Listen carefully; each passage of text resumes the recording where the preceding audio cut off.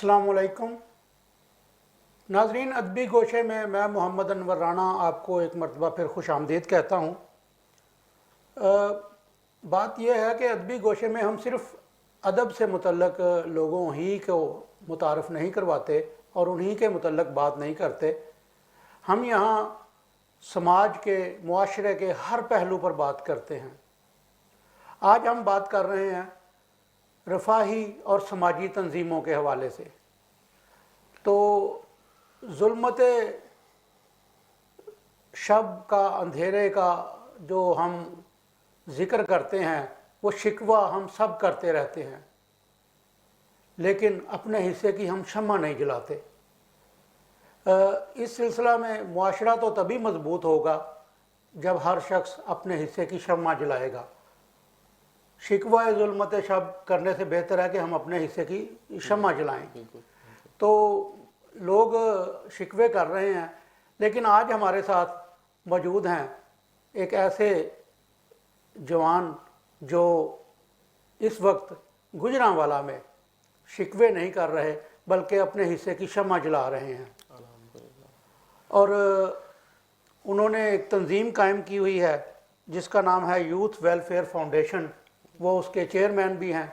मेरी मुराद है जनाब उमर शहजाद से, तो मैं उन्हें खुश आमदीद कहता हूँ। जी, थैंक यू। तो बात का आगाज़ हम इस तरह से करते हैं उमर भाई कि कोई भी मुआशरा हो, कोई भी समाज हो, उसकी मजबूती के लिए आजकल के मादी दौर में लोग समझते हैं कि मुईशत मजबूत होगी तो कौम मजबूत होगी, लेकिन मेरा ख्याल ऐसा है कि समाजी राब्ता मजबूत होगा तो फिर कौम मजबूत होगी। जी बिल्कुल। जब तक हमारे दरमियान एहसास का रिश्ता नहीं होगा, खुलूस का रिश्ता नहीं होगा, हम अपने से नीचे वाले को हाथ पकड़ा के ऊपर उठाएंगे नहीं, तो अच्छा मुआशरा कायम नहीं हो सकता।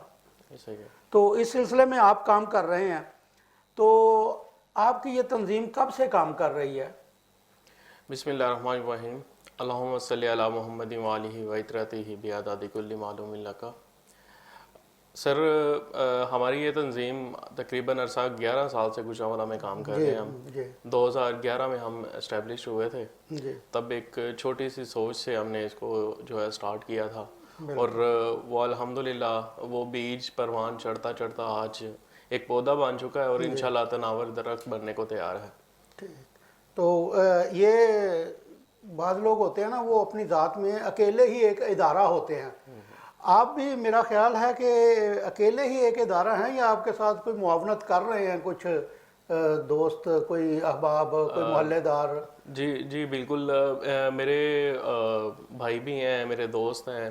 तकरीबन हम 8 जब स्टार्ट हुए तो तब हम तकरीबन 20-22 थे। 20-22 थे, लेकिन कम होते होते इस वक्त हम 8 लोग हैं। सख्तियां बर्दाश्त नहीं कर सके लोग, कुछ अपनी लाइफ में बिजी हो गए, आगे चले गए, कुछ आउट ऑफ कंट्री चले गए, इस वजह से टाइम नहीं दे पाए। तो इस वजह से हम इस वक्त 8 लोग हैं। 8 लोग हैं और आप 8 लोग मिल के ये अदारा चला। अच्छा, इसमें यह है कि मुख्तलिफ जो रफ़ाही तंजीमें होती हैं वो किसी एक शोबे को मुंतखब कर लेते हैं। जैसे ये हमारे इमरान खान साहब ने शौकत खानम हॉस्पिटल कायम किया, और इब्रारुल हक साहब ने भी एक हस्पताल बना लिया।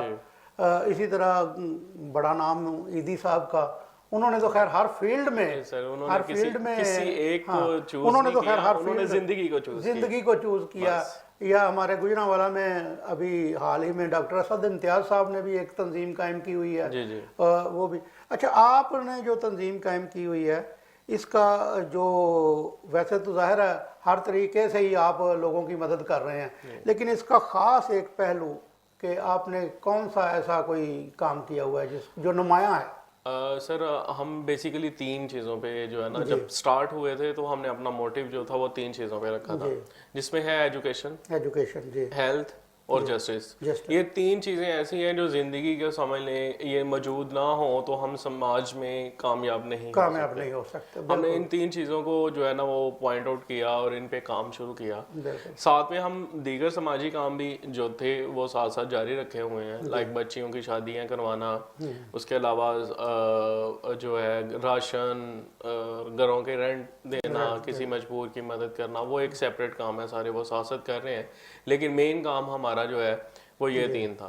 लेकिन इस वक्त हम तकरीबन अपनी एनजीओ जब हमने स्टार्ट की, फाउंडेशन स्टार्ट की, तो स्टार्टिंग पे तो हम फिल फॉर हर चीज़ हासिल नहीं थे कर सकते। तो आहिस्ता आहिस्ता आहिस्ता आहिस्ता इस वक्त हम ओल्ड एज होम गुजरांवाला में है, जो ओल्ड एज होम, जी बिल्कुल, जो कि हमारे बहुत ही प्यारे भाई हैं फरहान भाई, फरहान डार साहब, वो उसको ऑन कर रहे हैं, वो चला रहे हैं, हम उनके साथ मामनत कर रहे हैं, उनके साथ मिलके चल रहे हैं। तो हम समझ लें कि इस वक्त ओल्ड एज होम ही हमारी मेन कॉज है, मेन कॉज जो उस पर ज़्यादा फोकस है। हाँ जी बिल्कुल। तो ये जो ओल्ड एज होम आपने गुजरांवाला में बनाया, तो मैंने तो वैसे यही सुना था ये यतीम खाने ज़्यादातर होते थे जी पाकिस्तान में ना, अमूमन यतीम खाने होते थे। हाँ तो लेकिन अब ये मगरब से शायद ये फैशन आ गया है या क्या हो गया है कि अब पाकिस्तान में और गुजरांवाला जैसे छोटे शहर में ओल्ड एज होम बनाने का, सर दिल रखने वाला बंदा जो है ना,